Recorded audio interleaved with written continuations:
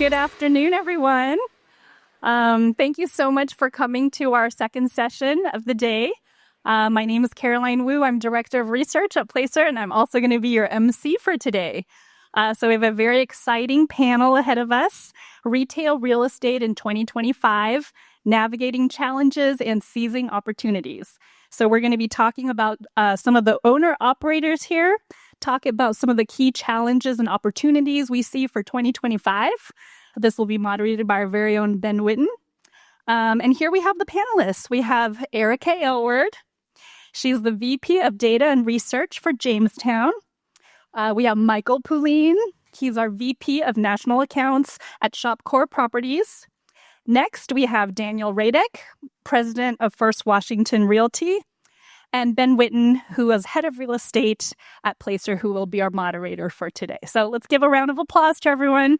Thank you. Awesome. Well, thanks everybody for being here, and thank you, Caroline. It's a great group, great venue, and it's hard to beat in New York in December. So magic is in the air. We're having a good time. Appreciate you guys being here today. I think we've got a lot of different things we want to unpack and kind of dive into in a pretty short amount of time. So why don't we just quickly kind of go through intros, and we'll get on the line and then dive into it. Sure. Thank you so much for hosting and appreciate the opportunity. Daniel Radek, President of First Washington Realty. We are an open air operator owner. We have 140 shopping centers, 22 states, District of Columbia. Michael Poulin. I handle national accounts for Shopcore Properties. We're a Blackstone portfolio company, primarily grocery anchored assets throughout the country.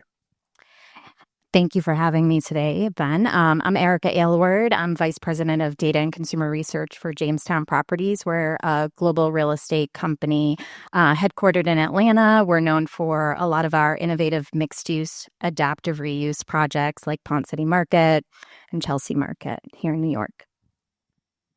Awesome. Thanks, guys. So, Daniel, I'd love to start with you. Retail's an interesting space, right? We've, over the last decade and plus, we had the retail apocalypse, right? The Amazon when it was nascent, and it's going to be the end of physical retail. We had a pandemic, and we had rampant inflation.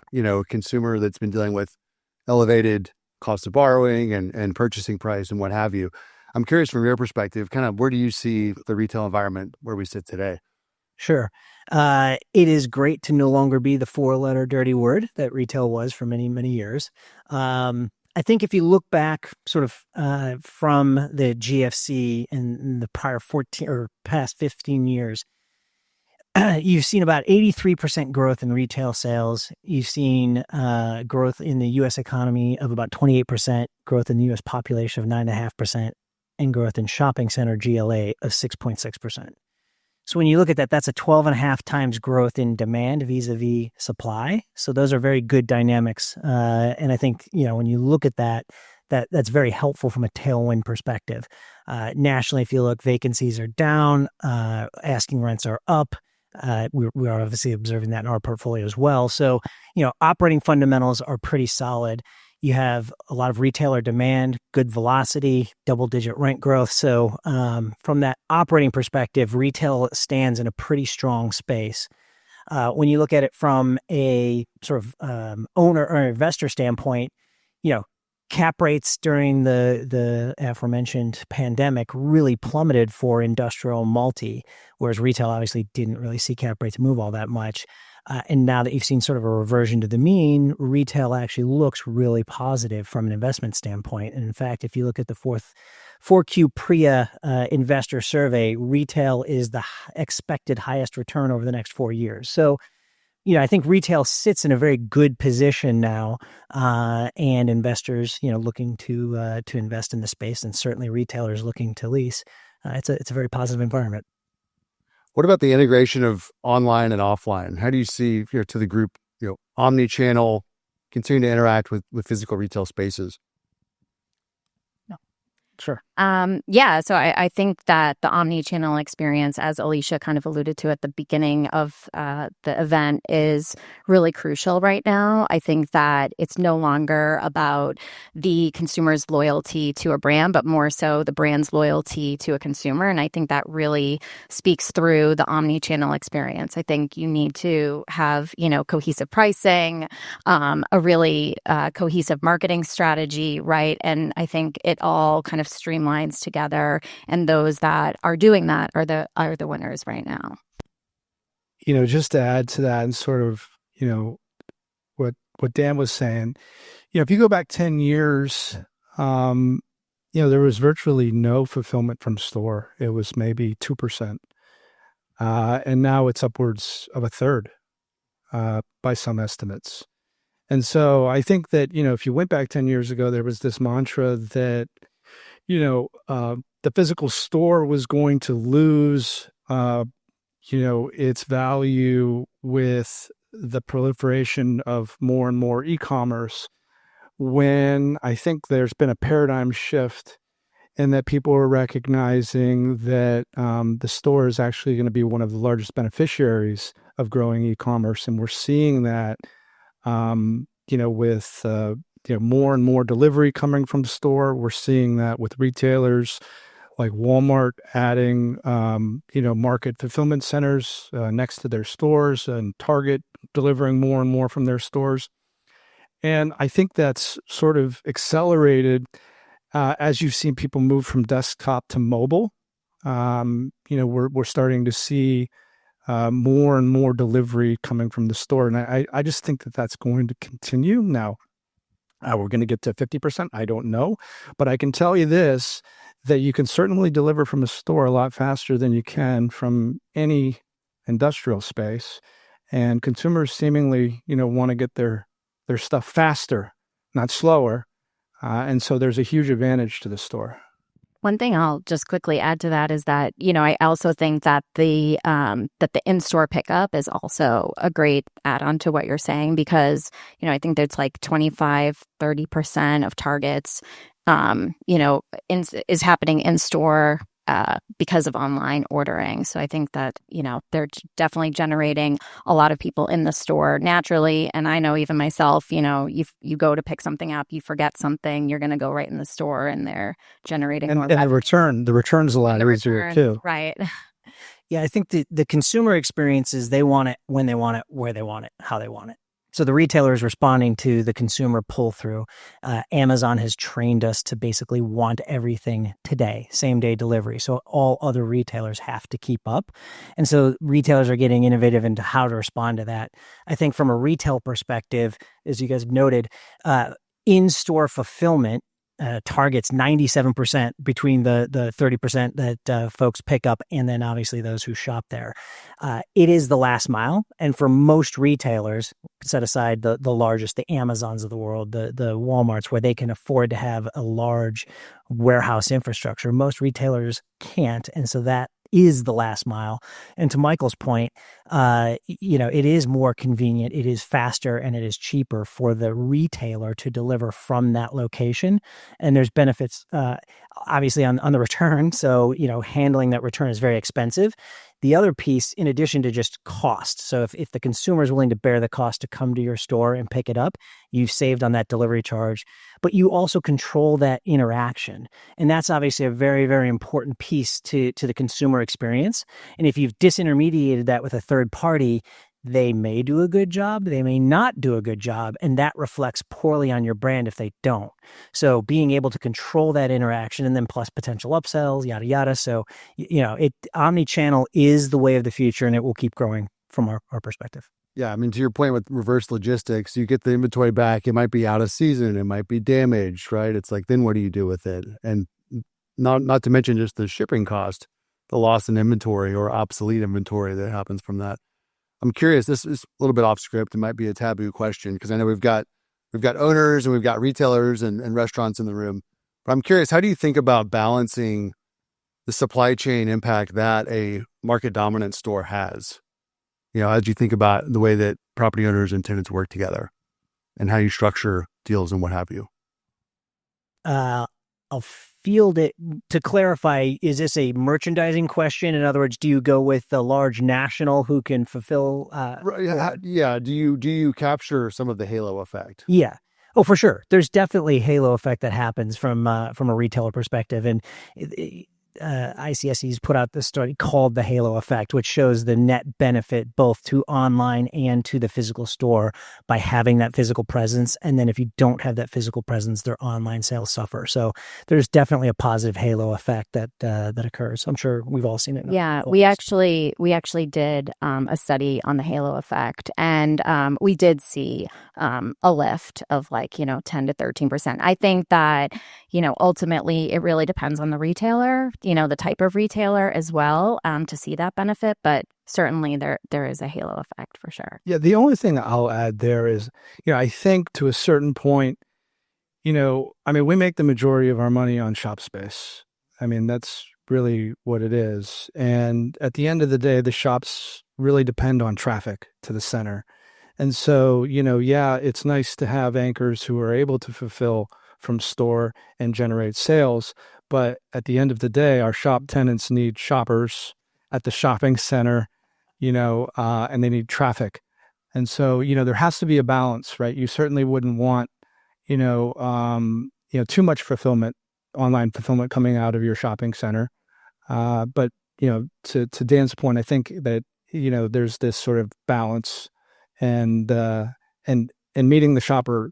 Ultimately, the shopper is going to determine, right? The consumer is going to ultimately determine, what happens in the marketplace.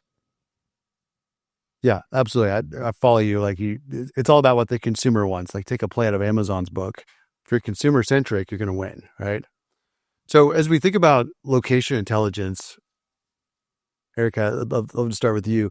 And it's become a bit of a buzzword around what is location intelligence? What does that mean? We're hearing it more and more.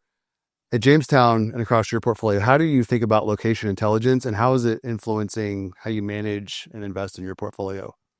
Yeah, so I think for us, location intelligence has been something that's been extremely important. I think it's especially post-COVID for us. There's been a lot of adoption, a lot more use cases. I think at Jamestown we think of it really as a 5-prong approach. We're looking at on property what's happening, right? Whether that's foot traffic data or how long people are staying, but it also identifies areas where we might need to do better or change our merchandising. That can also impact wayfinding, on-site activation, right? So that's number one. The second one is off-property insight. So not just looking at comps, but I call it our reverse void analysis, where we're looking at where else are our customers going and where are they traveling really far to, that we could maybe bring into our merchandising fold. And I think if Jamestown, 50% of our portfolio is local small business incubation. So it might not necessarily be that exact tenant that we're implementing, but it's great knowledge for the leasing team to be able to find a similar tenant, if not that one. The third is acquisitions. This has been a big play for us over the past couple of years. Where we're not only looking at prospective assets and their performance, but we're really kind of honing in on a KPI matrix of what defines success based off of some of our other properties. What types of trade areas, market profiles do we want to go after? And then really using the API with Placer to kind of cull down that list and really make our acquisitions team be very efficient in what they're looking at. So it really kind of pulls down that target list. And then I think the next one is leasing. I think that's also obviously a really actionable way for us to utilize the data and location intelligence. I think now more than ever, we are looking at prospective tenants and we're looking at how they're performing at other assets and trying to make sense of, are they a good fit at our asset? And I think as we look more and more at our consumers, there's been instances where we've actually said to a prospective tenant, you know what, we know that you want to be at Ponce City Market, but we actually think you're going to be a better fit at Buckhead, and this is why, and we have data to support that. that. And I think that's really meaningful because it's going to benefit them and us in the end. And then I think finally it's marketing, right? So we use, spatial AI. We use a lot of psychographic data. We're geo-targeting where our customers are, who we want to target, and we think are a good fit. And then tracking, the people that are coming, those demographics and those zip codes to make sure that we are attracting them with our marketing efforts. So I think that's really a comprehensive overview. No, I love that. And I loved your shout out about favorite places, right? So like Yeah. my shoppers, where else do they like to go? Right. What other brands are going to resonate? Maybe they're nationals, maybe they're locals or regionals. Yeah. I love that nugget there. Michael, I'm curious from your perspective, right? So you're running national accounts across the Shopcore portfolio. You're having a lot of strategic conversations. How is location intelligence informing and being woven into those conversations with the retailers?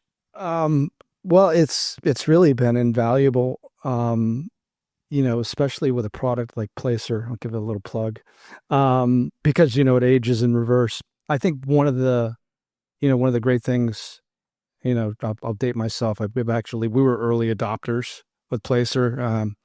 Kobe was our first sales rep. But I think the real benefit now is that, again, it ages in reverse, and we have this historical data that we can look back upon, and we can draw conclusions to say, okay, what happens when we put this type of tenant into our tenant mix? What does that do to the rest of our shopping center? And, at the end of the day, you can have all the data in the world, but unless you're able to draw some context around that and then make a decision around that, it's not that valuable. And so, now that we have that historical context, because in the early years, you'd be looking at this data and you'd have 1, maybe 2 years of data to look at. And you're like, well, what does this really mean? But now we're into the, 6 years, and seventh year coming. We can start to draw a lot more context around this data, and it can be as far as, convincing some of our retail partners that an event is successful, and this is exactly why we want to have this program at a particular shopping center, because we can show them, that their traffic, increased as a part of that. And so we're not even looking at, yes, we're going to do the event, but when are we going to do the event, and where are we going to place the event specifically, in the shopping center? And so, locational data sort of gives you that ability to prove that out and show that to them. And I think it's just been invaluable. Can I love to hear your perspective? Yeah, just to tag on, from an asset management and strategic view, when you're looking at the asset and it's, okay, this is what the asset is, but what do we want that asset to become? What can we make it, right? How can we add value? Our job isn't to just own it and clip coupons, but to create value. And so using the psychographics of not only who is the customer for this shopping center, who is the customer within the trade area, who do we want it to become? And so you plan your merchandising, your marketing, your interventions to ultimately drive toward that. Who do we want it to become? And as you make those changes, you can start to attract the national accounts and some of the other retailers that you're going to use to ultimately transform that shopping center from what it is to what it wants to be when it's all grown up. Definitely. That reminds me of our conversation at ICSC Vegas about merchandising is a virtuous cycle, right? That's one of the things I've always loved about retail is you can create your own luck, if you will, around, A, B, and C tenant. But what if you add D, E, and F tenant? What is that going to do? And really take things to the next level. So one of the awesome things about retail is there's creative destruction, right? Everyone gets scared that, you have this turnover, you have bankruptcies, you have things that go wrong. And it's actually, those are the opportunities. You didn't have the opportunity to intervene until that tenant went bankrupt. And boy, I just got a whole bunch of space that I can now do something with. So it's, an advantage of retail as long as you're comfortable with, that concept. Definitely. And my favorite example, when I was at Trademark previously, we had one of our centers in the Woodlands, Texas. We had an Ann Taylor doing, $250 a foot in sales. That's now a Gucci doing over, $5,000 a foot in sales. And so you talk about a flip of, from A to B, that's a pretty big one. But, that's an A to Z. Every space is an opportunity, right? To think about optimization. and data is kind of more and more getting involved in that. That's really cool. As we think about, I want to be mindful of time. Looking ahead to 2025, are there certain categories or trends you guys are super bullish on in retail, whether it's a specific tenant or a category or a strategy? I continue to be very bullish on grocery. Getting back to the whole, fulfillment thing, even as, online penetration continues to grow, now maybe groceries 10, 12%, 98% is still coming from the store. So I'm really bullish on grocery, and I'm really bullish on restaurants. I know a lot of people think that, we're becoming over restauranted as a country, but, we are a more mobile people. For years, up until 2007 was the turning point where we had food away from home, grow higher than food at home. And now that reversed in 2008, but since 2009, right, it's been food away from home. And I don't think a lot of people recognize that delta now is over $400 billion. And so we are eating away from home. And so, yes, we've had restaurant growth, but the sales are, 3, 4, 5x. And what we've seen in terms of restaurant growth. So I'm very bullish on restaurants. I'm very bullish on grocery. That's about it. Everything else, I'm unsure. I'm unsure of everything else.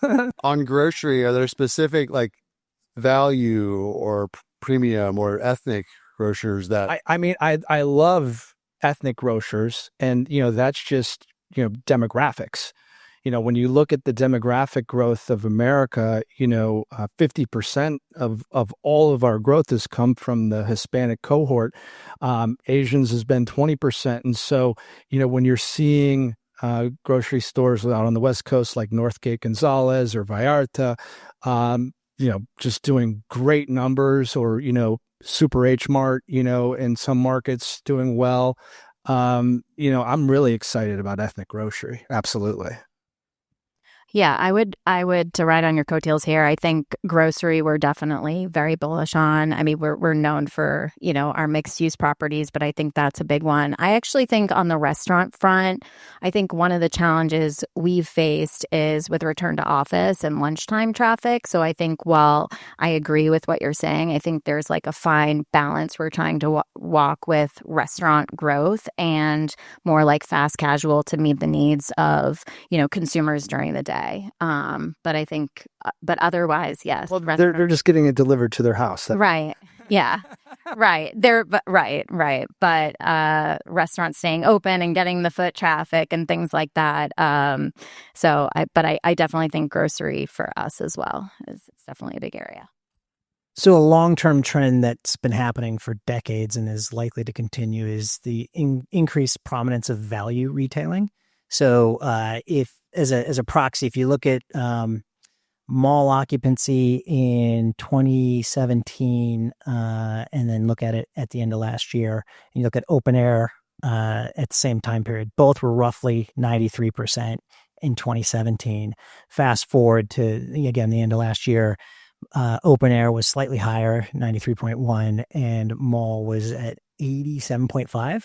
So you've seen, and the malls historically have been occupied by full price apparel versus, say, your TJXs, your Rosses, your Burlingtons, those who are providing value. And it's a long-term trend since the GFC. As the consumer dollar gets stretched, as inflation is high, they need to find a way to stretch that dollar. And so you're seeing value retail continue to come to prominence.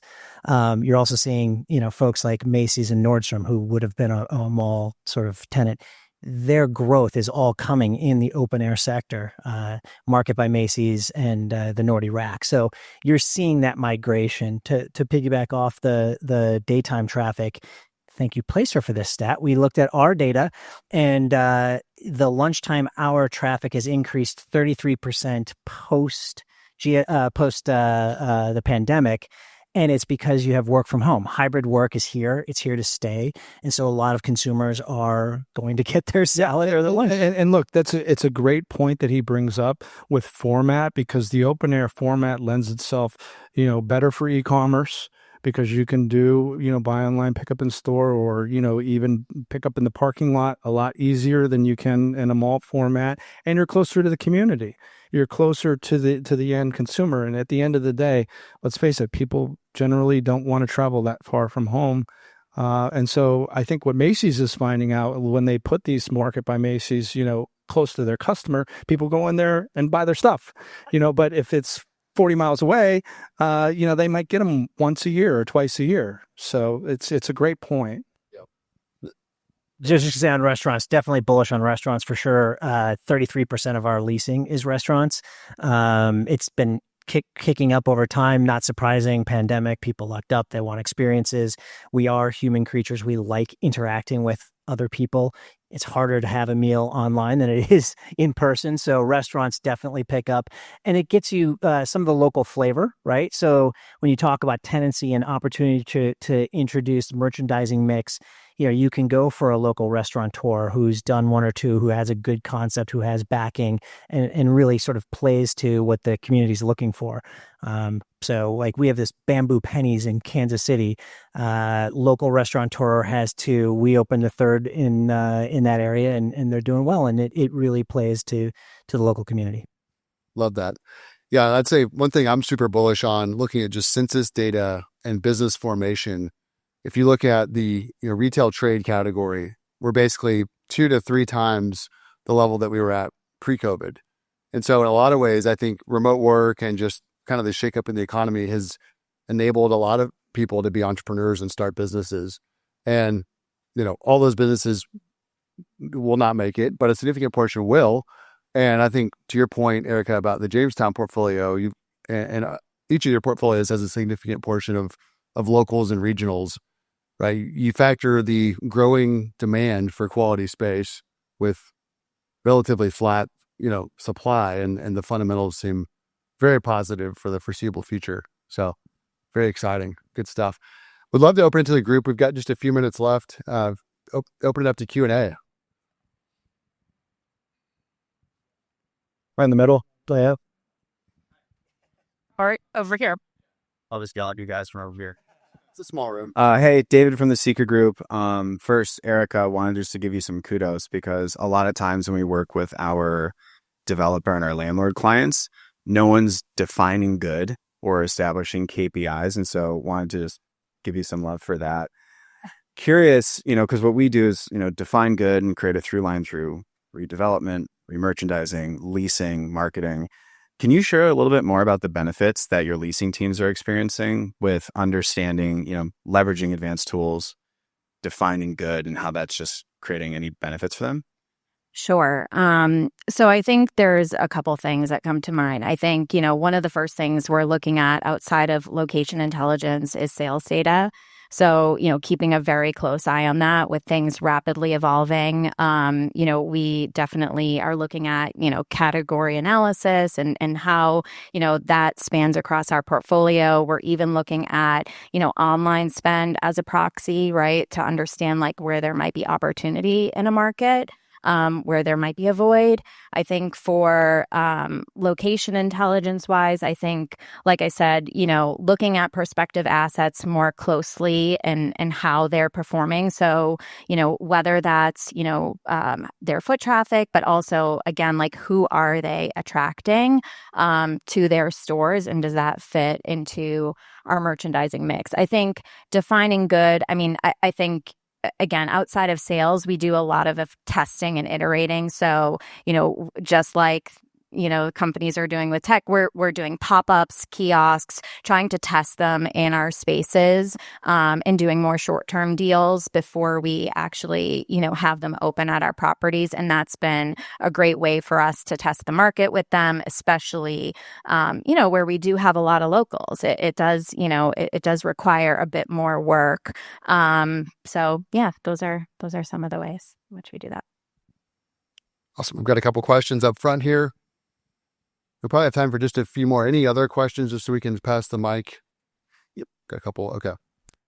I love the phrase creative disruptions. And I just wanted to ask, how could we use data to help cities inform them about things like zoning, trends, incentives, to make it a better kind of environment for the placemaking and particularly the retail, as you guys are talking about?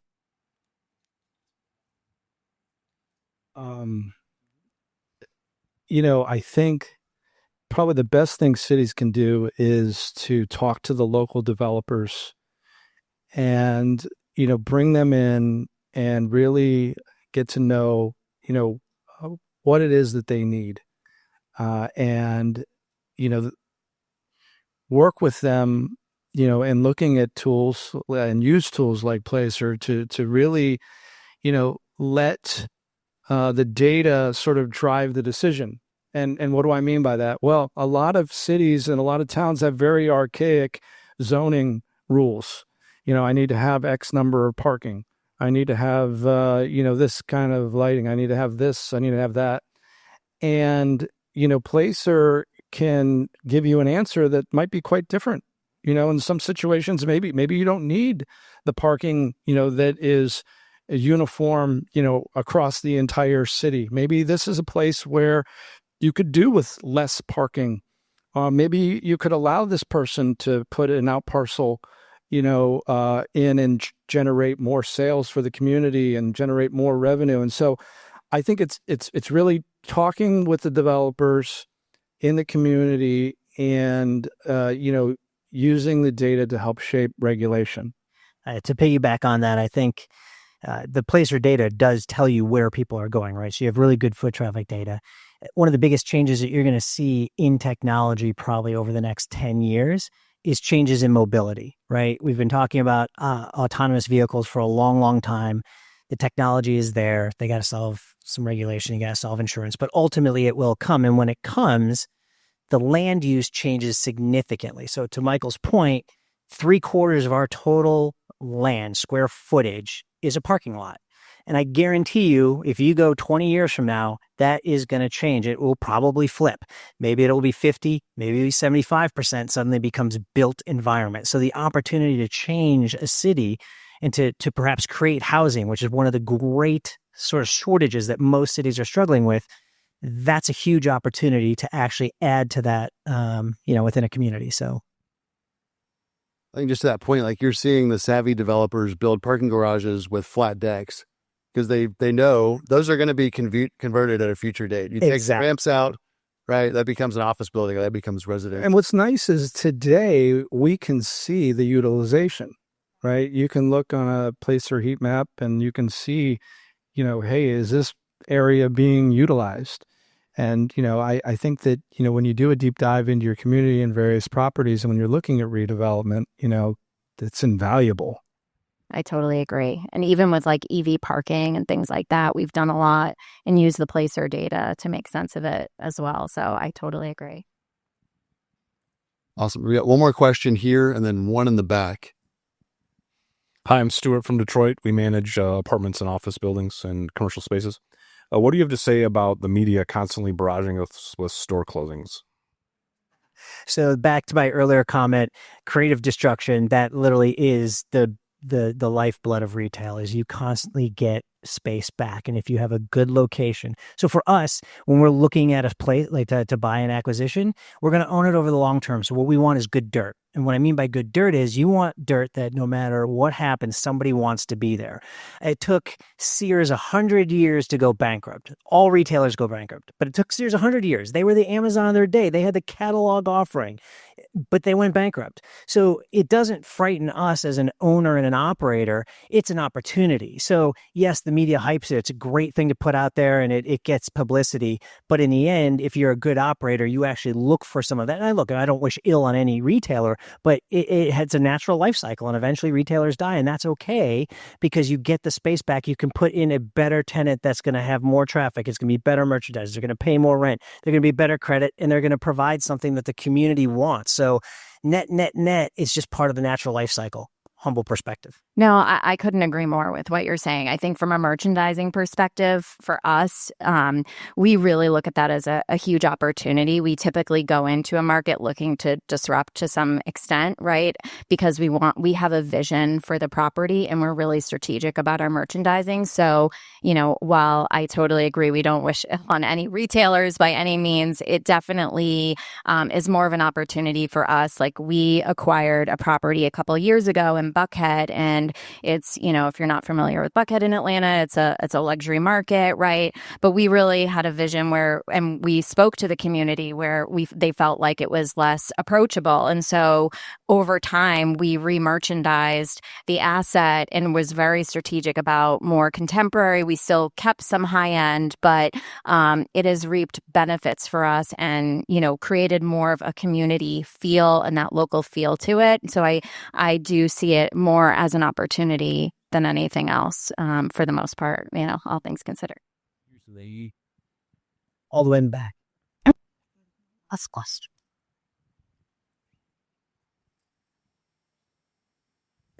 Thank you. I have a question about what you were saying earlier about trying to add value and create a situation where the whole is greater than the sum of its parts. And I also work for a city. I work for the city of San Francisco. We have a struggling legacy upscale retail district. And I am thinking about, are the synergies among different types of retailers changing post-COVID? Is that something we need to be mindful of? So we own Ghirardelli Square in San Francisco. And, we do I'm sure you are very familiar. We have a lot of local businesses there and a couple nationals. But I do think that going back to this whole omni-channel e-commerce, I think that's where a lot of the local businesses are starting to, I don't want to say struggle by any means, but they need to up the ante, right? They need to be more tech focused and really draw people to their stores. And I think for us, that's something we're definitely mindful of, as far as we still strongly believe in small business incubation. There's no doubt about that. But I think it's a bit more of a balancing act now more than ever, because these local businesses, they may not have that kind of omni-channel presence. So I do think that there is a shift happening. And I think, a Ghirardelli's, San Francisco is a tough market right now, but I think we are definitely still bullish on it. I think the return to office will certainly come in time, just like it has in other markets. And that's how we kind of feel about it. We do have some office, in the financial district there. So I think, as time goes on, I think we'll start to see things coming back along with, the tour to help supplement the tourism. But I think I think the local business is really our, focus right now. I think we got time for one more question and then we're going to wrap up. Hi.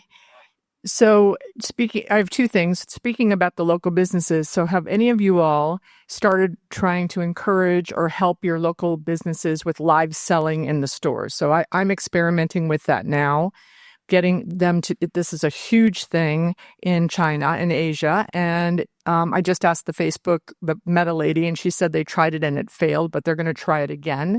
So that's one thing I wanted to ask. And then the second thing is, I'm pushing this no parking code thing, and look on LinkedIn. I'm about to post that 91 cities in the U.S. have gotten rid of their parking codes. And there's a not-for-profit group running around with this guy, Tony Jordan, trying to lead the charge. So we all of us that own shopping centers need to get rid of this parking code and let the consumer decide. But I'm curious about the live selling, if any of you all try. We have not, but, I have to say, I think it's definitely something that we would like to try. And, I commend you, Beth, for trying this, being innovative, because you are right. Live stream selling is huge overseas. And, I know you're a big Gary Vee fan. And of course, Gary Vee thinks that this is going to be a big part of the US and that it's coming. And I think the landlord is in a really good position to be able to assist, especially the mom and pops, to differentiate their business. And that sort of, I think brings in, another thing, Dan was talking about, off price. if you look at off-price and what do they do really well? They turn their merchandise, right? They turn their merchandise a lot more than many other retailers. And what does that do? It means that I'm going into the store and I'm constantly seeing different product. And what does that do? That means it gives me a reason to go to the store, right? If you don't give a retailer or a consumer a reason to go there, they're not going to. It's that simple. And the best retailers are able to do that. To tack on, Gen Z is huge into that sort of selling, and so it's definitely, you're going to see it tick up more and more, especially as their discretionary income continues to grow over time. It's going to be commonplace, and I think to Michael's point, helping some of the retailers, especially those who aren't Gen Zers by native, but help them learn about what it is and how they can execute, and then hopefully grow their their platform, which is ultimately our job. If we've done our job right, our tenant sales grow and they prosper. And we could always use extra sources of income. Yeah. Yeah, I definitely agree. I second everything they say. I think that as the landlord, like, we're very hands-on. We do, especially when we're bringing on, local tenants, we are very hands-on and try to encourage them if they don't have an online presence or not doing feeds or not innovating, to help them with that. So I think, there's only so much we can give the ideas and place, give them the resources and help them test and iterate. But I think, it's definitely something we're focused on for our smaller businesses, for sure. Awesome. Well, thank you all. You've been a very engaged audience. Really appreciate it. And thank you to the panel. Yeah, Daniel, Michael, and Erica. Thank you. Really enjoyed it. Thank you so much, everyone. And one more round of applause for our great audience.